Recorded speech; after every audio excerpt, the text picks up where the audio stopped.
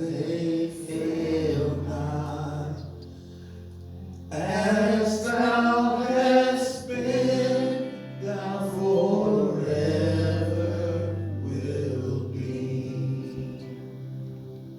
Great is thy faithfulness. Great is thy faithfulness. Morning by morning, new mercies I see. All I have needed, thine hand hath provided. Great is thy faithfulness. Great is thy faithfulness. Great is thy faithfulness, Lord, unto thee.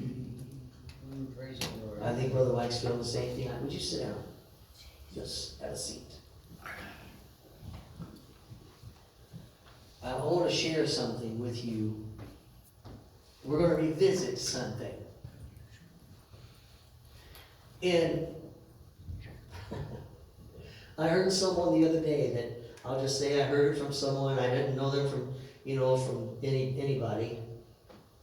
But it tickled me. This mother, and she had, I don't know, must have been 5 little kids around her. And she seemed like she had it all together. Hair was just perfect. I'm thinking, man, for a mother of 5, she looks pretty fine. But can I tell you that it doesn't matter how you look. When you come undone, when you come unraveled. And I heard, it's like, it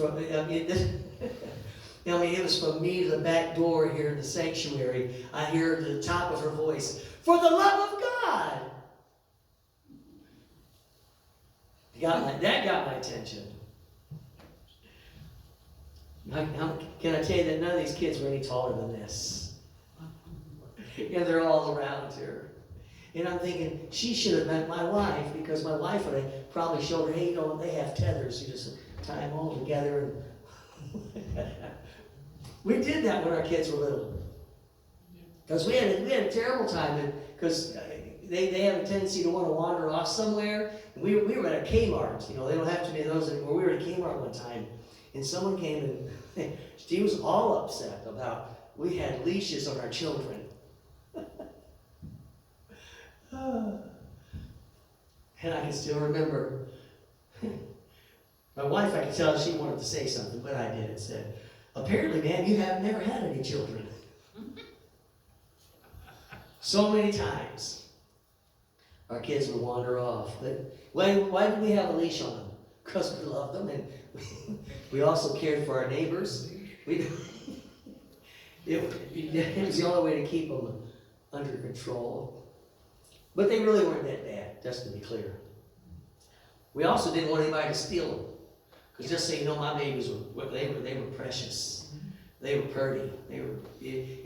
And we wanted to keep them near because people wanted to touch them. No, stay away from my babies.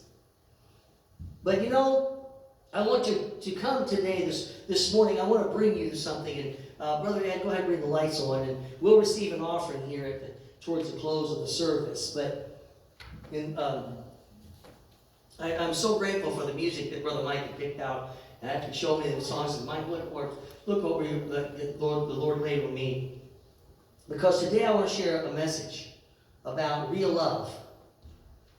Real love. And we're talking about real love in the family of God. Real love. The genuine article. And in Romans chapter 16, and if you want to open your Bibles there,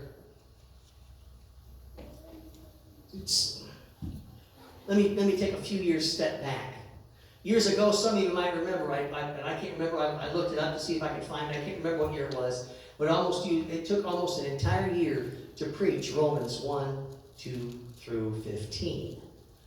We got to Romans 16, and it's like, I stopped. And I know some remember it. I've talked to a few, and they remember. I said, you know, that will be for another time. What if I told you that time has come? And even today, I can't really tell you why back then we stopped at Romans 16, because I'd use this chapter quite often, and when people come to visit and people come to join our fellowship and to be with us and the like, because it's something that we need to look at.